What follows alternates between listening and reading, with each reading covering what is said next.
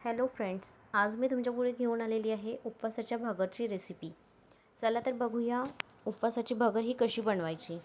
उपवासाच्या भगरला लागणारं साहित्य म्हणजे इथे मी घेतलेले आहे हिरव्या मिरच्या, जिरे, चवीनुसार साखर, भगर आणि सोबतच मी इथे शेंगदाणे आणि दह्याचा वापर केलेला आहे.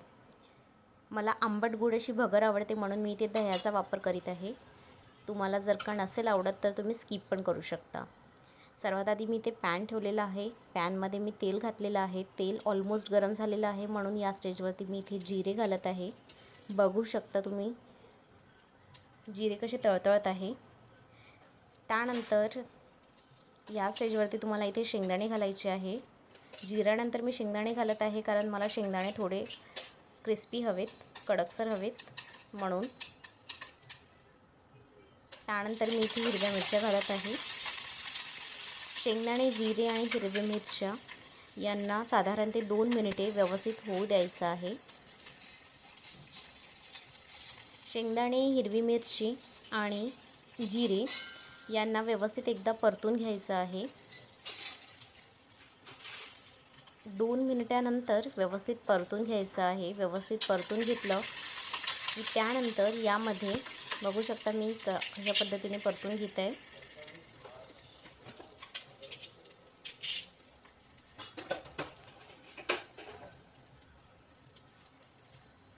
त्यानंतर चवीनुसार इथे मीठ घालायचं आहे. मी साधारण ते 1 कटोरी भगर घेतलेली होती त्यामुळे मी इथे हाफ टेबलस्पूनपेक्षाही कमी मीठ घातलेलं आहे. तुम्ही तुमच्या चवीनुसार इथे मीठ घालू शकता. भगर ही धुवूनच घालायला हवी. भगरमध्ये कचकचपणा थोडा जास्त असतो म्हणून शक्यतो भगर ही धुवून घालायची असते.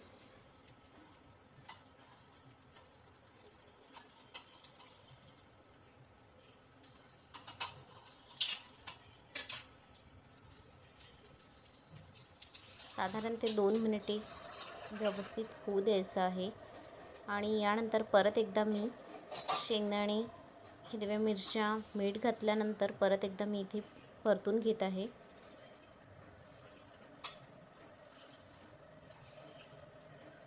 एकदा परतून घेतलं की त्यानंतर मग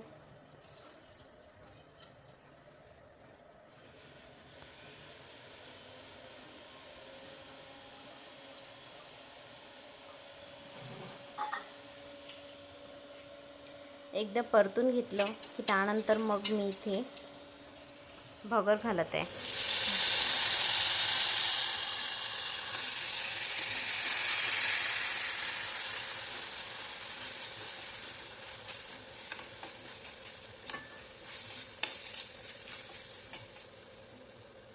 भगरला साधारण ते 2 मिनिटे व्यवस्थित परतून घ्यायची आहे. त्याने भगरची चव वाढते. जर का तुम्ही फोडणीमध्ये भगर व्यवस्थित परतून घेतली की भगरची चव वाढते. भगर एकदा परतून घेतलं त्यानंतर त्यामध्ये पाणी ॲड करायचं आहे. तुम्हाला हवे तेवढं पाणी तुम्ही ॲड करू शकता. तुम्हाला जर का पातळ अशी भगर आवडत असेल तर तुम्ही पाण्याचं प्रमाण हे वाढवू शकता किंवा भगर ही तुम्हाला घट्ट आवडत असेल तर मग पाण्याचं प्रमाण हे तुम्ही कमी करू शकता. मला ही भगर मीडियम आवडते. खूप घट्ट नाही आणि खूप पातळ अशी आवडत नाही मला, म्हणून मी पाण्याचं प्रमाण हे माझ्या आवडीनुसार टाकलेलं आहे. त्यानुसारच तुम्ही तुमच्या आवडीनुसार पाण्याचं प्रमाण हे कमी जास्त करू शकता. पाणी घातल्यानंतर मी इथे झाकण ठेवत आहे. झाकण ठेवून मी साधारण ते 2 मिनिटे भगरला शिजवून घेत आहे. झाकण ठेवलं की पाणी लवकर ॲब्झॉर्ब करून घेते. बघू शकता तुम्ही 2 मिनिटानंतर पाणी हे ऑलमोस्ट ॲब्झॉर्ब केलेलं आहे. या स्टेजला मी इथे दही घालत आहे. दही घालून परत एकदा व्यवस्थित मिक्स करून घ्यायचं आहे. मी जवळपास 3 ते 4 टेबलस्पून दही घेतलेलं होतं. तुम्ही तुमच्या आवडीनुसार दही घेऊ शकता.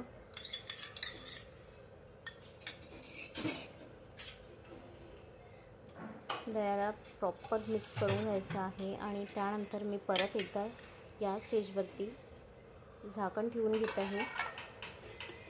साधारणतः 2 मिनिटे मी इथे झाकण ठेवून शिजवून घेत आहे.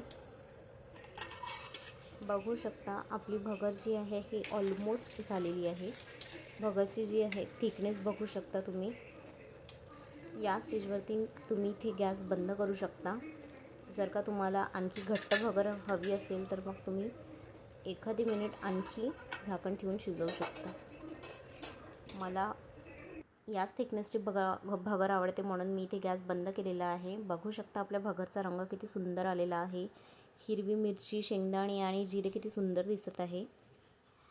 गरम गरम भगर खायला मजेदार वाटते म्हणून मी गरम गरम सर्व करेल.